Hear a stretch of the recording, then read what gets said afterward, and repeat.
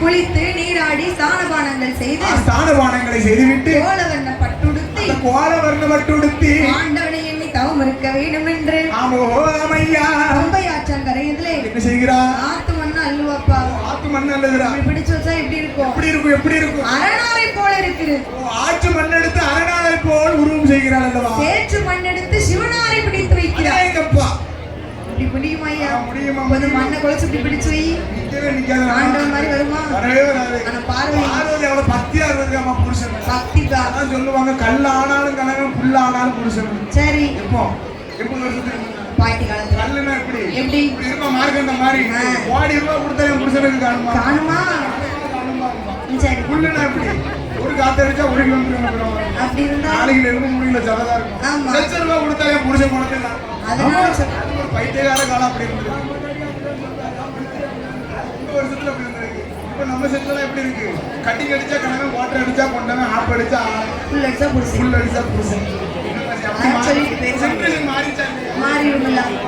ஆமா, மத்த நாள் வந்தாங்கன்னு நினைச்சுக்கோ. என்ன சரக்கு கறந்து போட மாட்டாங்கன்னு நினைச்சுக்கோ. சரி, கம்பெனிக்குள்ள கோவத்தை பூரா நம்ம மேல காட்டுவோம். என்னடா சோறு வச்சிருக்கேன் அப்படி கட்டிங் அடிச்சுட்டு வந்தாங்கன்னு வச்சுக்கோ. பாட வெளியே தெரியுங்களா? தெரியாதுல்ல. தங்கம் நான் கொஞ்சம் சோறு தாய் அம்மா அப்படின்னு கொஞ்சம் இதுதான் போட்டுருக்க நம்ம நினைக்கா. ஆமா,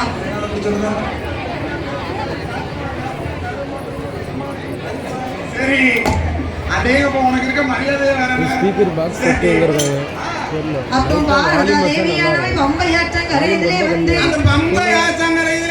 ஆண்டவனை எண்ணி அரணை அரணை என்று அருந்தவசு செய்து வருகிறார். அவள் சிவனை சிவனை என்று சிவனை நோக்கி இதுவும் இருக்கிறார். அவ கடவுளை தான் நோக்கி எல்லோ நோக்கி எல்லோ